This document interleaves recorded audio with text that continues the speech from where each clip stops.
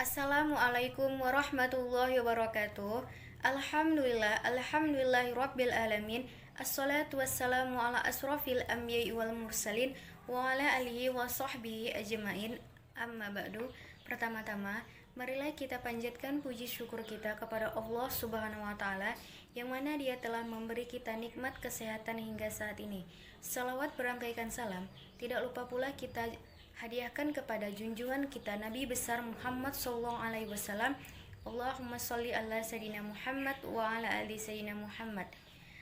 Yang saya hormati Bapak Dr. Ja'far MA sebagai dosen pengampu metode studi Islam, dan yang saya sayangin teman-teman saya sekalian. Baik, di sini saya sebagai pemakalah kelompok 3A yang beranggotakan 3 yang terdiri dari pertama nama saya sendiri Syaro Raihan Tika Nasution, yang kedua Nur Hasana Marbun, dan yang ketiga Suci Ramadhani Rangkuti. Di sini kami akan membahas tentang metodologi studi kalam. Yang pertama kalam dari berbagai aspeknya, yang kedua ragam metode studi kalam, yang ketiga karya-karya penting dalam kajian kalam, dan yang keempat beberapa penelitian tentang kalam. Di sini saya akan membahas tentang kalam dari berbagai aspeknya. Yang pertama pengertian, yang kedua objek kajian, yang ketiga tujuan, dan yang keempat faktor-faktor penyebab lahirnya kalam. Yang pertama pengertian. Kalam berasal dari bahasa Arab. Kalam terdiri dari huruf kaf, lam, dan mim, mengandung arti perkataan atau berkata-kata. Kata kalam tercantum dalam beberapa ayat Al-Quran, seperti surah An-Nisa ayat 164 yang berbunyi, Bismillahirrahmanirrahim, wa rasulan qad qasasnahum alaika min qablu wa rasulan naqsushum alaika wa kallamallahu Musa taklima. Yang artinya, sebagian rasul ada yang kami ceritakan sebelumnya dan sebagian rasul tidak kami ceritakan. Allah berkata-kata dengan Nabi Musa dengan sesempurna perkataan. Dalam bahasa Inggris disebut dengan teologi yang terdiri dari dua kata, theos dan logos. Theos artinya Tuhan dan logos artinya ilmu. Teologi berarti ilmu tentang ketuhanan. Dalam Encyclopedia of Americana, teologi dimaknakan dengan pengetahuan tentang Tuhan dan manusia dalam pertaliannya dengan Tuhan, atau science of religion dealing therefore with God and man his relation to God. Dalam pengertian luas disebut dengan ilmu yang membahas fakta-fakta dan gejala-gejala agama dan hubungan antara Tuhan dan manusia, atau the science which treats of the fact and the phenomena of religion and the relation between God and man. Ilmu kalam disebabkan 3 faktor. Yang pertama, persoalan yang paling terkenal dan banyak menimbulkan perbedaan pendapat di kalangan ulama dalam abad pertama ialah apakah kalam Allah atau wahyu yang dibicarakan itu Al-Quran, baru atau qadim? Tetapi kalau yang dimaksud dengan kalam ialah kata-kata manusia, maka ia disebut ilmu kalam karena para ahli dalam berdiskusi dengan menggunakan kata-kata kalam dan mempertahankan pendapat dan pendirian masing-masing. Yang kedua, ilmu ini banyak menggunakan dalil-dalil akal atau rasio, di mana bekasnya nampak dengan jelas dari perkataan setiap ahli yang turut berbicara tentang ilmu itu, dan sedikit sekali menggunakan dalil nakli atau Al-Quran dan hadis, kecuali setelah ada ketetapan pokok pertama ilmu itu. Dalam membicarakan dalil tentang pokok-pokok usul agama lebih menyerupai logika atau mantik, sebagaimana yang bisa dilakukan oleh ahli pikir dalam menjelaskan seluk-beluk tentang pemikirannya. Kemudian istilah mantik diganti menjadi kalam untuk membedakan di antara kedua ilmu itu, maka pembuktian-pembuktian seperti itu dinamakan ilmu kalam. Yang kedua ada objek kajian. Secara umum terdapat kesamaan objek kajian di antara ilmu tauhid dengan ilmu kalam, sebagai ilmu yang mengkaji atau membahas problem ketuhanan seperti keesaan Tuhan, zat, sifat, dan af'alnya pada khususnya, dan problem keagamaan pada umumnya, atau seperti surga, neraka, baik, jahat, rukun iman, Islam, kafir, dan sebagainya. Dari sekian problem, keagamaan tersebut dapat dikelompokkan menjadi 3 bagian, yaitu pengenalan terhadap Tuhan atau ma'rifat al-mabdah, yaitu zat, sifat, dan af'al Tuhan. Yang kedua, pengenalan terhadap hari pembalasan atau ma'rifat al-ma'ad seperti surga, neraka, dan lain-lain. Yang ketiga, pengenalan terhadap pembawa berita atau ajaran atau ma'rifat al-wasitoh seperti nabi, malaikat, kitab-kitab, dan lain-lain. Kesemua problem ketuhanan atau keagamaan di tersebut diperoleh kebenarannya dengan menggunakan argumentasi dalil nakli atau Al-Quran dan hadis sekaligus argumentasi rasional. Oleh karena itu, ilmu ini merupakan kelanjutan dari ilmu tauhid, di mana ilmu tauhid adalah ilmu yang kebenarannya didasarkan semata pada dalil nakli. Misalnya untuk pembuktiannya, keberadaan Tuhan dapat dikutip dari ayat Al-Quran, Quran Surah Al-An'am ayat 73, yang artinya, Dialah Allah yang menciptakan langit, bumi, dan segala isinya dengan sebenarnya. Dengan demikian, bila dibandingkan ketiga ilmu keagamaan yang membicarakan Tuhan dan problem keagamaannya, terdapat segi persamaan dan perbedaan, yaitu ilmu tauhid mendasarkan keyakinan pada penggunaan dalil nakli semata dan puas hanya dengan menggunakan nas tersebut. Yang kedua, ilmu kalam di samping menggunakan dalil nakli juga menggunakan dalil rasional sesuai dengan kebutuhan masanya yang tidak cukup lagi hanya dengan menggunakan argumentasi nakli. Yang ketiga, filsafat Islam juga menggunakan nas syara dan argumentasi rasional, yaitu pemikiran Yunani. Yang ketiga itu ada tujuan. Tujuan mempelajari ilmu kalam dapat dikelompokkan menjadi dua, yaitu yang bersifat praktis dan bersifat teoritis. Bersifat praktis. Kegunaan yang bersifat praktis ialah dengan mempelajari ilmu kalam, seseorang dapat memahami keberadaan berbagai aliran kalam dan hubungannya dengan nas Al-Quran dan hadis, sehingga dapat mengambil sikap dan beramal sesuai dengan aliran tersebut. Yang kedua, ada bersifat teoritis.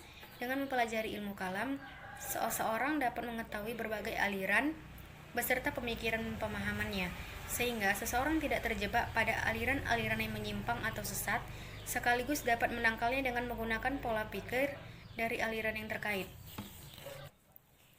Dan yang keempat, ada faktor-faktor penyebab lahirnya kalam. Terdapat dua faktor, yaitu faktor internal dan faktor eksternal. Faktor internal terdiri dari, yang pertama, adanya kepentingan kelompok atau golongan. Yang kedua, adanya kepentingan politik. Yang ketiga, adanya pemahaman dalam Islam yang berbeda. Yang keempat, mengedepankan akal. Dan faktor eksternalnya yaitu akibat adanya pengaruh keagamaan dari luar Islam. Yang kedua, kelompok-kelompok Islam yang pertama khususnya Mu'tazilah. Dan yang terakhir, ahli-ahli kalam memerlukan falsafah dan mantik atau ilmu logis. Nama saya Suci Ramadhani Rangkuti. Saya akan menyampaikan materi tentang ragam metode studi kalam.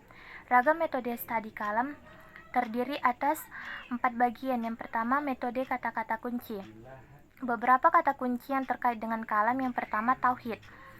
Dari segi bahasa, kata tauhid berasal dari bahasa Arab, yaitu kata dasar wahada yuwahidu tauhidan yang berarti mengesahkan atau menjadikan sesuatu menjadi satu. Tauhid adalah suatu ilmu yang mempelajari bagaimana mengesahkan Allah, zat, sifat, dan af'alnya.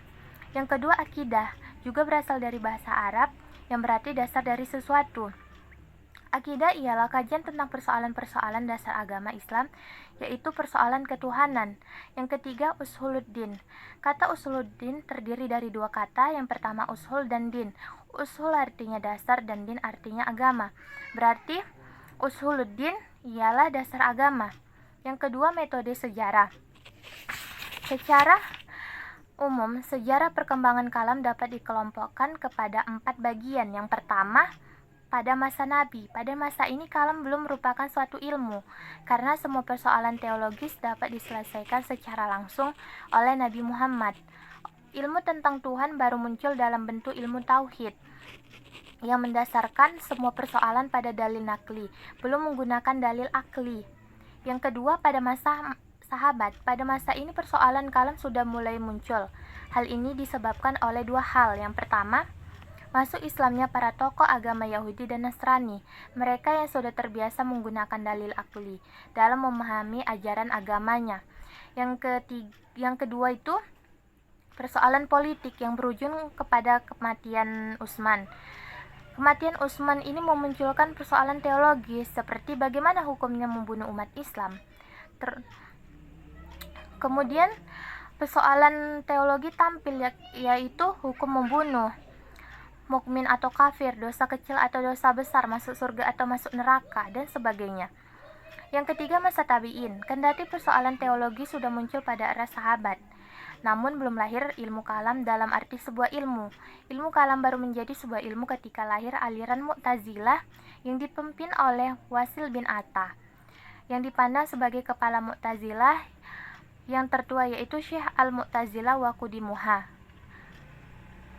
Sejak saat tersebut muncullah aliran-aliran lain seperti Khawarij, Murji'ah, Qadariyah, Jabariyah, Syiah, dan Ahli Sunnah sebagai gabungan pemikiran Imam Asy'ari dan Imam Maturidi, dan sebagainya. Yang keempat, dan seterusnya sampai kini kajian dalam terus berkembang dan melahirkan berbagai terminologi baru yang dikaitkan dengan kehidupan yang lebih praktis, seperti teologi pembangunan, teologi masyarakat perkotaan.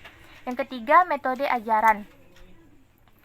Metode ajaran ini ada yang mengelompokkan ajaran kalam kepada 3 bidang. Yang pertama, makrifat al-mabdak, yaitu pengenalan terhadap sumber ajaran Islam, yaitu Allah. Kajian tentang Allah dilakukan secara holistik yang mencakup persoalan-persoalan. Yang pertama, dalil keberadaan Allah. Dalam kalam, keberadaan Allah harus dibuktikan secara nakli dan akli. Dalam kaitan ini, mutakallimin mengajukan beberapa argumen dalil. Yang pertama, dalil baharunya alam atau hududsul alam. Adanya alam menunjukkan adanya yang menciptakan. Yang menciptakannya itu digambarkan sebagai Tuhan. Yang kedua, dalil keteraturan alam, yaitu adanya keteraturan alam seperti adanya siang dan malam tentulah bukan terjadi karena sendirinya, melainkan karena ada yang mengaturnya. Dan yang mengaturnya itulah yang digambarkan sebagai Tuhan. Yang ketiga, dalil pemeliharaan alam atau iktirak, yaitu alam semesta dapat bertahan ratusan bahkan jutaan tahun, tentulah ada yang mengendalikan, dan yang mengendalikannya itu digambarkan sebagai Tuhan. Kemudian yang kedua, keberadaan zat Allah. Apakah sama dengan manusia atau tidak? Secara umum, ada 2 pandangan yang saling berbeda. Yang pertama, zat Allah sama dengan manusia karena Al-Quran dan hadis menggambarkan Tuhan seperti manusia yang memiliki tangan, sebagaimana surah Al-Fat ayat 10 mengatakan tangan Allah di atas tangan mereka. Yang kedua, mengatakan bahwa zat Tuhan tidak memiliki kesamaan dengan zat manusia. Karena kesempurnaan zat Tuhan, keberadaannya tidak bisa digambarkan seperti apa, sebagaimana yang digambarkan oleh ayat Al-Quran surah Asy-Syura ayat 11 yang berbunyi, tidak ada perumpamaan bagi zat Tuhan dengan sesuatu apapun. Kemudian yang ketiga itu keberadaan sifat Tuhan. Persoalannya itu relatif sama, yaitu apakah sifat-sifat Tuhan sama dengan sifat-sifat manusia. Persoalan ini pun memunculkan pro dan kontra. Kalangan yang memahami ayat-ayat Al-Quran secara literal, teks dan berkesimpulan sama. Sebaliknya muncul pandangan yang mengatakan berbeda, karena kesempurnaan Tuhan tentulah tidak bisa disamakan sifat-sifatnya dengan sifat manusia. Menyikapi persoalan ini pun muncul 2 pendapat lagi.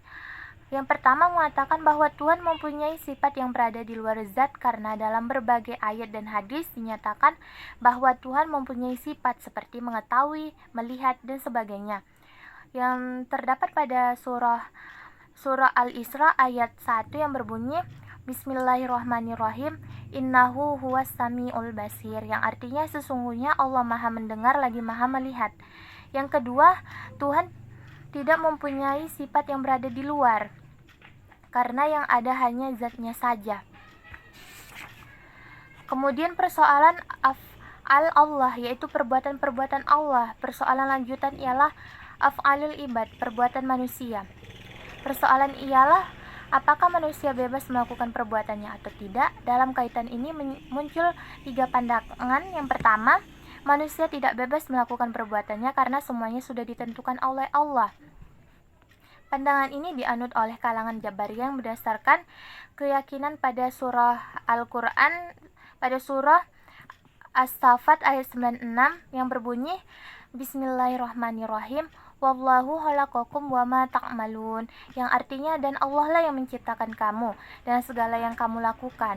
Yang kedua, manusia bebas melakukan perbuatannya karena Allah berfirman di dalam Al-Quran pada surah Ar-Ra'd ayat 11 yang berbunyi Bismillahirrahmanirrahim, Innallaha la yughayyiru ma biqaumin hatta yughayyiru ma bi anfusihim. yang artinya sesungguhnya Allah tidak merubah nasib suatu kaum sebelum mereka merubahnya sendiri. Yang ketiga, manusia memiliki usaha dalam setiap perbuatannya yang disebut dengan al-qasd. Kemudian makrifat al-ma'ad, yaitu pengenalan terhadap hal-hal yang dijanjikan ada dan datangnya kelak pada hari kiamat, yaitu seperti surga, neraka, sirat, mizan, dan sebagainya. Kemudian makrifat al-wasithah, yaitu pengenalan terhadap perantara manusia dengan Allah. Termasuk pada kelompok ini yaitu nabi dan rasul, malaikat, dan kitab suci Allah.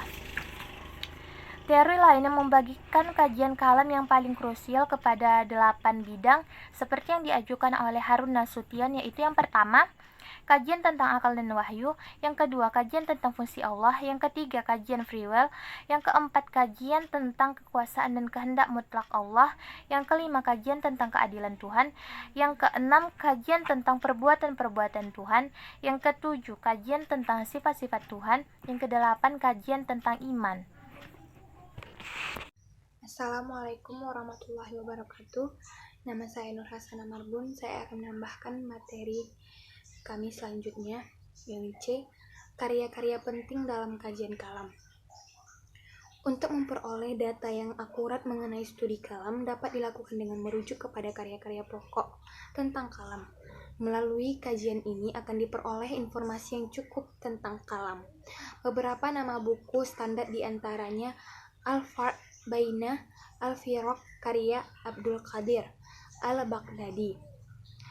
Selanjutnya kitab Al-Ibanah an Ushul Al-Diyanah karya Abu Hasan Ibnu Ismail Al-Asy'ari.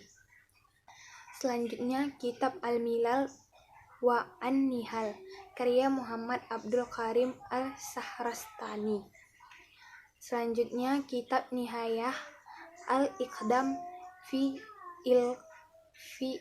Al-Kalam karya Imam Abu Mansur Al-Maturidi, dan banyak lainnya. Dan yang kemudian beberapa penelitian tentang kalam.